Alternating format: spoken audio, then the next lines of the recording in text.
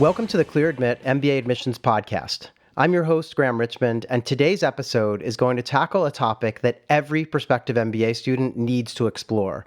And yet, I bet most of you tuning in have no idea that this topic is something you even need to know about. In short, we're going to talk about something called the case study method, which is a method of instruction used widely across top MBA programs. Some of you may already know that schools like Harvard Business School and the University of Virginia's Darden School use the case method almost exclusively in their classrooms. But the truth is that nearly every leading MBA program will use cases to some extent. So what is this method of instruction, and why do you need to know about it as you embark on your MBA applications or plan to matriculate? To answer this and a host of related questions, we're fortunate to have James Quinn joining us today. And before we bring him on here, I wanted to give you all a quick kind of bio. Jim has 15 years of experience as a researcher, consultant, and case writer in the private and nonprofit sectors. While working as a senior researcher with Harvard Business School, he co-authored 35 case studies on strategy, marketing, finance, operations, negotiations, general management, and social enterprise. He then left HBS to found CaseStudy Co., which is a leading consulting and education firm known for its expertise in the case method. CaseStudy Co. custom cases, advisory services, and digital learning content have been used widely in leading organizations around the world.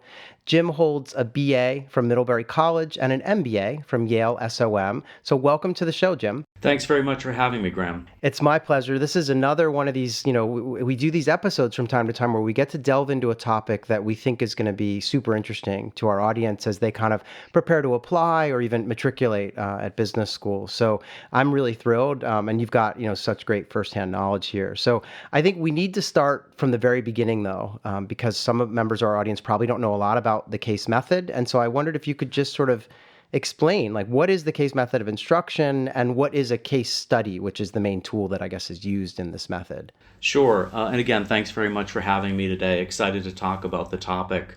From a most practical standpoint, a case is, a written document. Students receive 2 or 3 pages, up to say 20 or 25 pages. And it is really the story of a single organization. I think what attracts some students to this is that they're actually learning about real organizations. You might get a case on Tesla or IBM or Bank of America or an investment bank, So a case focuses first on a single organization typically, and then within that there's a focus on a specific challenge or dilemma that one manager is facing, right? So if it's a marketing case, it may be a marketing manager looking to roll out a new product. Might be a finance case looking at an investment decision or a valuation decision, and so on. So it's very rooted in reality, which I think students like, and it's very specific to that organization and usually one functional group. The idea is that the students really try and put themselves in the shoes of that manager that's facing the challenge. They think to themselves, what would I do if I were facing this challenge? What recommendations would I make? What steps would I take? And so on. And so it's a fun, engaging learning process. It's challenging. There's sort of a lot in every case study, right? There's a lot of data. When we go out to develop them, we interview, up to a dozen people inside the organization, not just the main manager facing the challenge, but that person's team and people up and down the organization.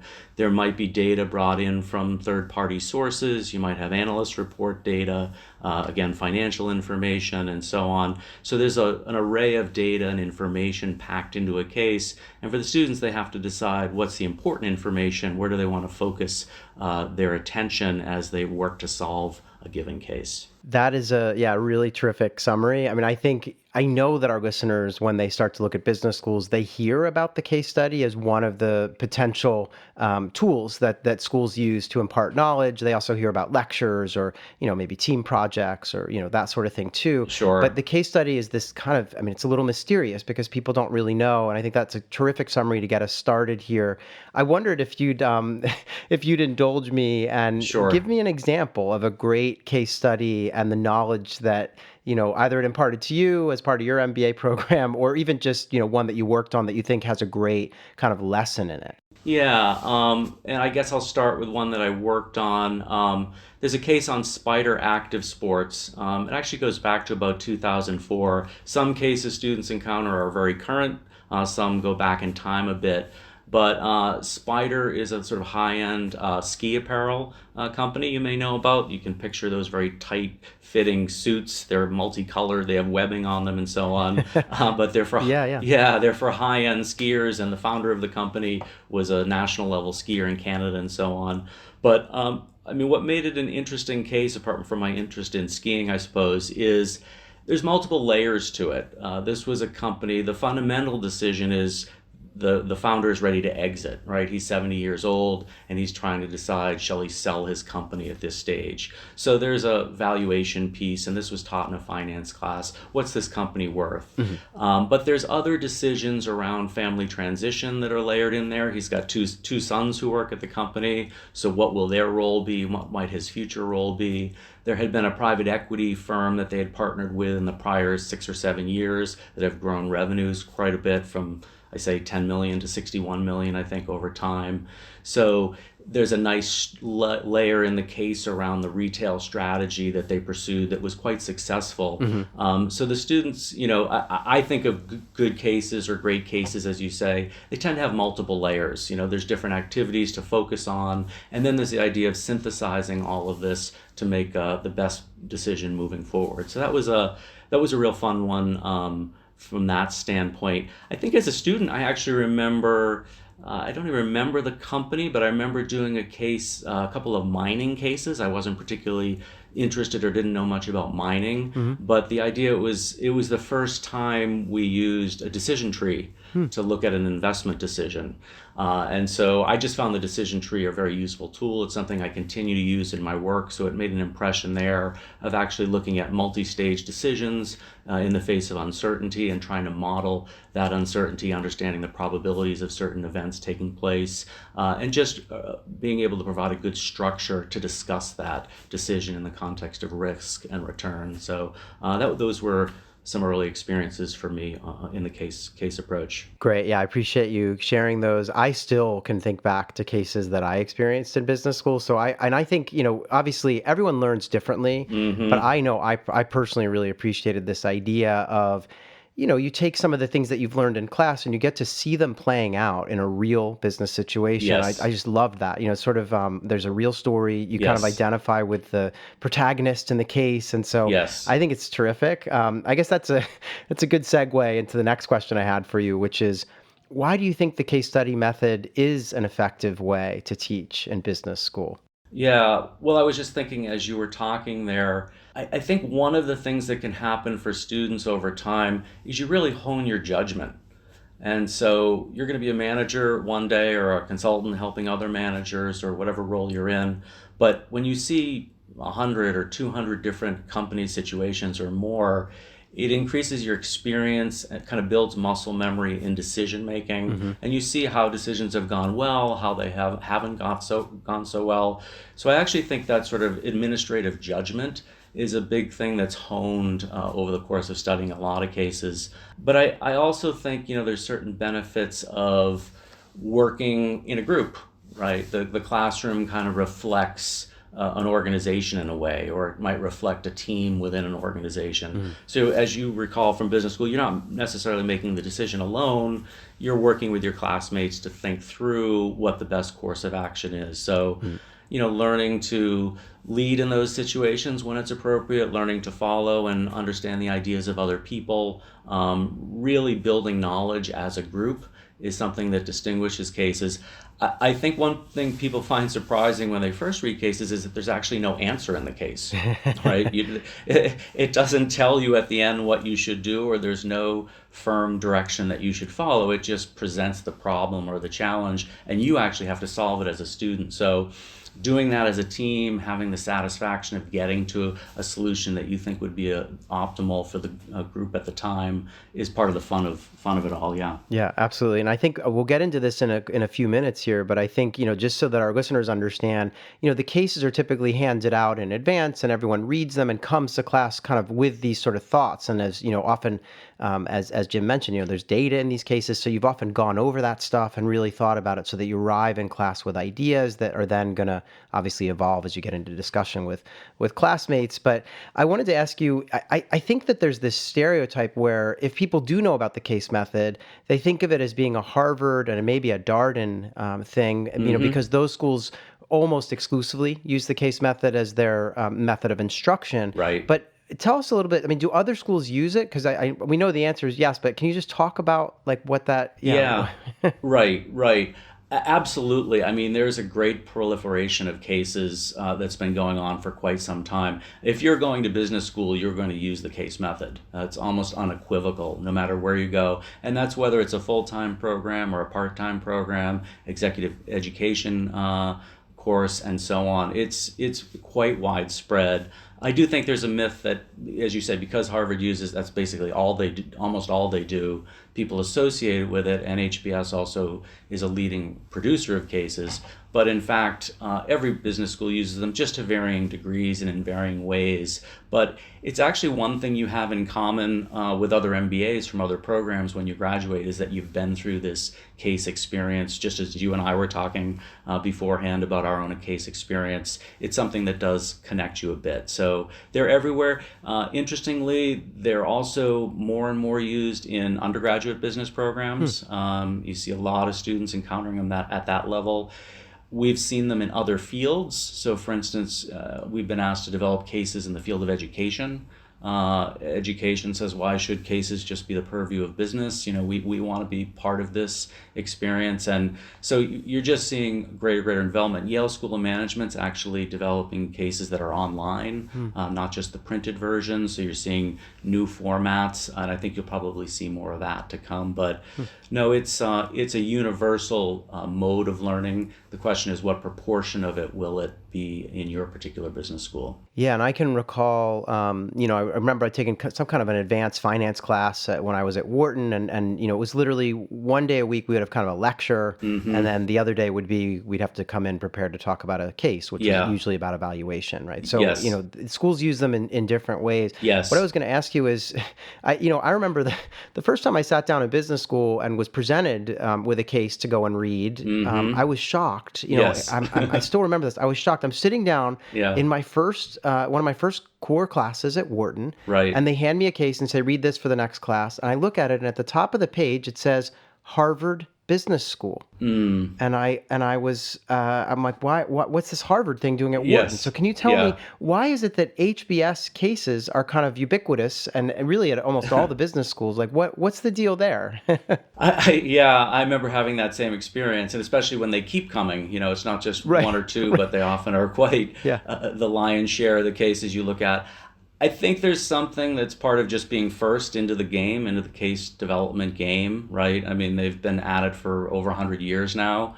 So as the first, mover here in the industry, but also developing the capabilities over time, where there's a deep research group that supports faculty in developing them. You think about this Harvard publishing arm that can help distribute them. So there's a lot of investment in infrastructure there. So they've just created a volume of cases. They tend to be high quality. I mean, I think there's a quality standard to them. Many of them come with teaching notes. The faculty will get a teaching note to accompany it. Not that they'll teach it exactly the way the note explains, but at least to give them a taking off point for how you might teach it.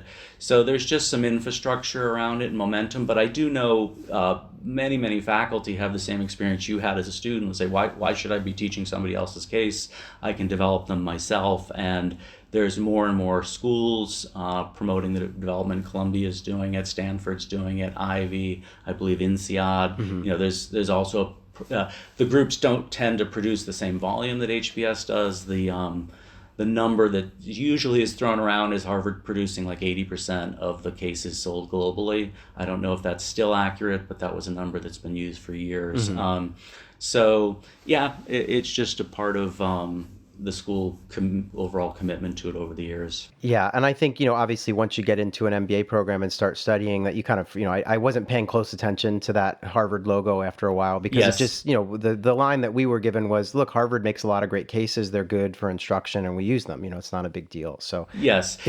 And I would just say too, Graham, it's just a platform for learning as well, right? I mean, so different faculty teach them in different ways, right. and a faculty member can bring to bear their research, the way they might apply business theory to the case, the way they might look at the case. So there's a lot of room for individual modes of teaching around a given case, and they're taught quite differently in different classes. Yeah, that's a great point. Yeah. So now I want to ask you, again, most of our listeners are hopefully going to be heading off to business school, whether it's this fall or next fall or some, sometime in the future. Yes. And they'd love to know, like, what's the best way to prepare for a case-based discussion? Because, Yeah. invariably they're going to arrive on campus, they're going to be given some cases to read. But what are Right. your tips? Like, what should one do when you're handed a case and told, come to class ready to talk about this? Yeah, yeah. Well, what I say to we've worked with a lot of students over the years because it's not something that's taught, right? I mean, faculty don't teach you how to analyze a case per se. Right. Finance faculty is interested in the discipline of finance, or, marketing person's interested in marketing. So there's usually is this gap where nobody teaches you how to analyze a case. And I think students will find that some people are very good at analyzing cases no matter what class they're in. And some people, it really takes a long time and they don't really get their arms around it. It can be till second year till they really get a beat on it. So there's a lot of variability in student comfort with it. But I mean, I usually start by saying, what do you want to show up at class having in mind? And you really, if the case offers a challenge or a dilemma or a problem to solve, I always say you want to be in the very first minute of class, you want to have a point of view on what the protagonist should do. If it's an investment decision, yes or no, at the minute one of class, you should have in mind whether it's yes or no. And you should be able to support that point of view with facts from the case, analysis that you've run. It might be a connection of business theory to the idea. But it's very easy, and it certainly happened to me plenty when I was a student. You're short on time. You read through the case quickly. You maybe have a half-formed idea of what the protagonist should do, and some people just will show up and hope to develop that idea in class. That's not really where you want to be. You want to have a point of view that's very clear at the outset. And the idea is that that point of view may shift during class based on what other people say, but you want to have a very strong starting point. How do you get there, which may be more of your question? I mean, I think each person develops, I like to talk about developing a game plan to analysis. There are ways you can analyze these cases systematically so that you always end up with that point of view and you always end up with clear support of your point of view. Mm-hmm. So if you're sitting there in the first minute of class and the professor calls on you and says, what should this protagonist do, invest or not invest, you're very prepared to say they should invest and why, what your reasons are, and it's very clear and data-based. So developing that game plan sometimes takes a little bit of time, but part of it involves looking at multiple issues, right? That's what makes cases interesting. There's not just one issue that you have to look at. You have to look at a few issues in combination. So we talk to people about identifying the key issues, pulling data from the case on those issues, and then kind of synthesizing that data into a cohesive point of view. It takes some time to learn, but once you get a rhythm for it, you're going to be ready at the beginning of class to express your ideas clearly. And I can still recall that, I mean, correct me if I'm wrong, but I feel like sometimes the cases, as you said, I remember them being, like you said, it could be a few pages or as long as 20 pages, but Right. I remember there's a lot of facts and figures usually at the end of the case, Right. so you read the story and then there's kind of data to support or data that you could use. Mm-hmm. But I remember feeling like sometimes there's data in there that maybe you don't need. And so Yes. some of it was like weeding that out. Yes. That's just it. And I think students who have come from a lecture method or textbook method of learning are used to trying to memorize or assimilate as many facts and figures as you can. And as you say, some of that data is much more important than others. And so it is a weeding out process. Mm-hmm. I'd rather walk into class with three or four really good facts that connect to my point of view that I can cite than memorizing, 25 facts that are in the case. Right. Right. And that's part of the skill is, what is important. I know from case development, I didn't always love, putting red herrings into cases. I know some case researchers do that. Actually write in information that will take people in the wrong direction, almost intentionally. And sometimes case researchers will do that. I liked the idea that in some pure sense, you just provide as much data that's available to the manager, and then let the students sift through and see what's important or what analysis to run. But it is interesting to see what analysis your classmate comes up with. Sometimes you think you've kind of solved it and cracked the case, and you show up ready to make your presentation or your answer, and someone has a completely different take, or they found a data point in the case you didn't even notice, and they've built an analysis around it, and lo and behold, it looks much better than what you were able to come up with. And that's part of the fun of it, and something you learn from each other as you go along. Absolutely. So I wanted to ask you, I know that some of our listeners have probably heard of this mythical thing called a cold call. Yes. And, it's sort of, puts fear in the hearts of, matriculating MBA Yes, students. So yes. do you want to tell us what is a cold call, and, Yeah. and how does, what's its role in the case method? Yeah, the dreaded cold call. Everybody's nervous at the beginning of class. Am I going to get the first call? I usually associate a cold call with that opening of class, and it's just when the professor calls on you without your raising your hand and asks you what your point of view or some aspect of the case. But it could extend throughout the class, where you're just basically in play to answer questions at any point as the discussion evolves. So, I mean, certainly some professors do it more than others. Some do rely on the old-fashioned raise your hand and volunteer, but there's some who almost work exclusively on they're going to call on you as they see fit. So it just means you've got to keep pace with the discussion and be ready to weigh in at any point in time. But you definitely want to, at the beginning of class, it might be either what should the protagonist do? That could be the question. Should they invest? Should they not invest? Or what the growth strategy should be, whatever the question is on the table. And you just lay out your ideas. Or it also could be a question around, let's just get us started here. What are the general facts of the case? What's the dilemma being faced here? Or what's the challenge that these guys are looking at? So whether you just kind of have to tee up the discussion or actually evolve towards what your answer to the case would be. I will say there are also study questions that faculty members typically give out, and those are other questions that are available. But certainly the discussion usually goes well beyond the study questions. So it takes some work to kind of keep pace and always be ready to weigh in as you can. Yeah, and I think one of the things that makes the case method interesting is this idea that, you sort of have to show up for class with, as you said, a point of view. You got to Right. be ready, because in some cases instructors will just randomly, kind of single people out and ask them for their Yes. take. And so Yes. I think it does inspire a really good, conversation. And obviously the conversation really is, as you said earlier, it's like the classroom becomes a kind of microcosm of an enterprise, or because people in the classroom all have different, experiences. And so, so you got to be ready for those cold calls. If you're heading off to business school, sometimes you might get called on. And if you haven't read the case, then, that's not a good place to be. What other advice do you have, in terms of people being ready to hit the ground running when they start business school and begin encountering, these cases? Right.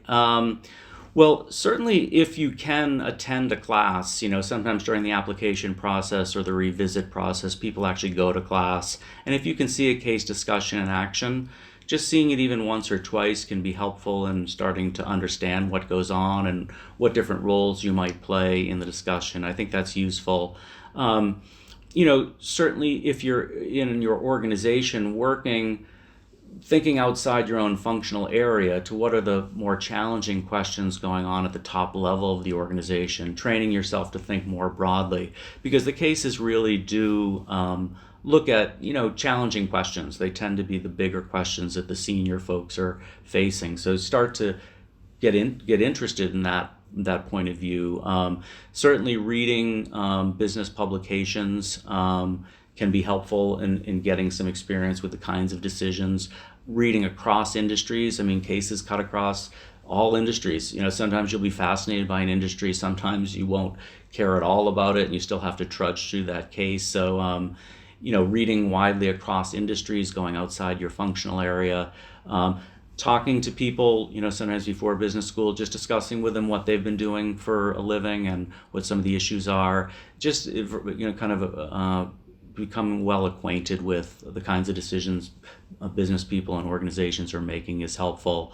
People do take a class from time to time, and sometimes, and if you do take a class before business school to sort of prep, there'll often be case-based discussions, so that could be an opportunity for people.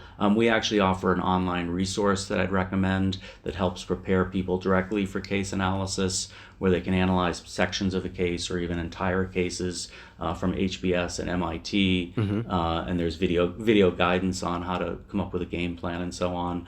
But it's usually through indirect experience. And I would say people who come from the consulting realm tend to know how to break down problems into component parts and analyze issues and bring data to bear on their discussion and learn to communicate that piece. But those are just a few things that people can start to do. But for the most part, it's a new approach for people. So there is a bit of a learning curve, when you get there.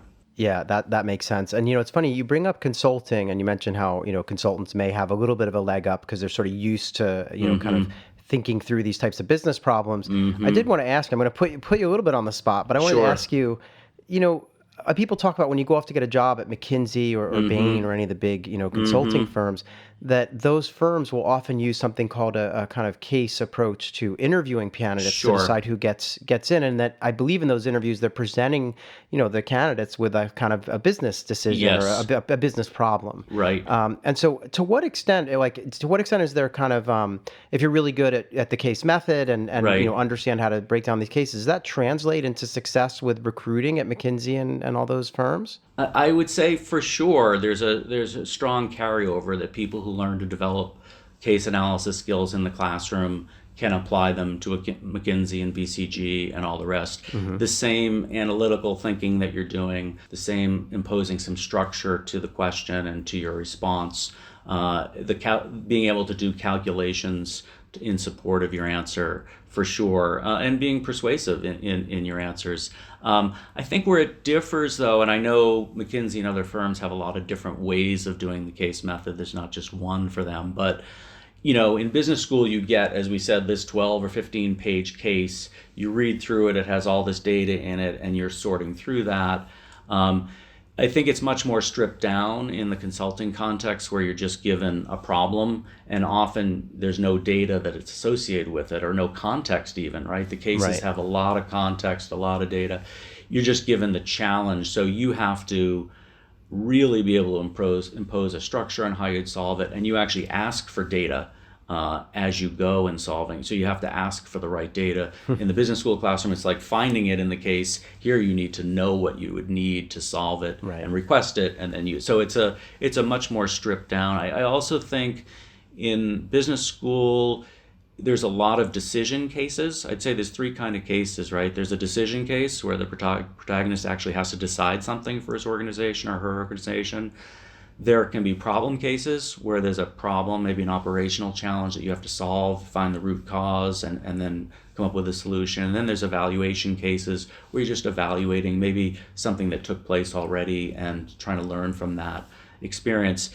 In business school, you primarily do decision cases. Those are the most common.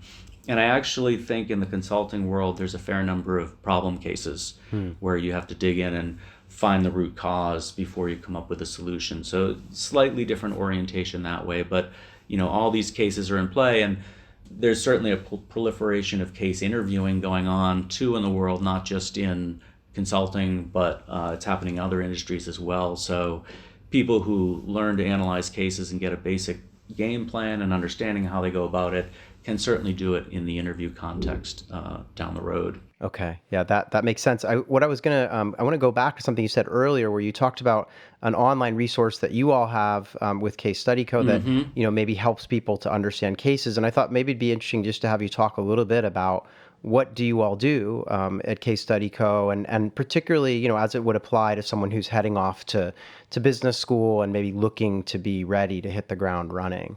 Right. And so, sure, Case Study Co. has been around since 2009, as you mentioned. Hmm. I had worked 6 years at Harvard Business School beforehand and then started this firm. The expertise is in case study research and education, as you said earlier. And so we have a couple of different lines of business. One, we develop cases for business schools. We're an outsourced partner. Two, we develop case-based consulting projects for organizations. And so a company's facing a challenge, we actually capture that challenge in a custom case on their organization, and we work collaboratively with the organization to solve their case. So it's just a different mode of consulting, or sometimes used for executive education. And three, we have online learning. We do fit what we think of as efficient micro-learning programs. So it's not a full course that you would take online. They're just meant to be, stripped down, very efficient videos, tools, and templates that lead you into a topic like case analysis. So those are our kind of three areas of work. Obviously, they're all connected. Sure. But it's been terrific to work on over the years. And we worked with companies across all sectors of the economy, major companies, IBM, Bose, EMC Corp, Bank of America. We've also worked with higher education institutions. We just did a project with Burberry. So across industries, we've done some public space and public sector cases as well. I mean, the method of analysis travels well across sectors. Got it. And so if I'm an MBA, let's say I've got my hopefully several admissions in hand, and I'm trying to decide where I'm going to go to business school, but invariably, as we said earlier, I'm going to encounter cases. It sounds like I could go to the Case Study Co. website and maybe find some of these, you didn't call them courses, but kind of micro learning opportunities to get up to speed and just help me, as I said, hit the ground running. Yeah, thank you for that. The specific link URL is MBA-toolkit.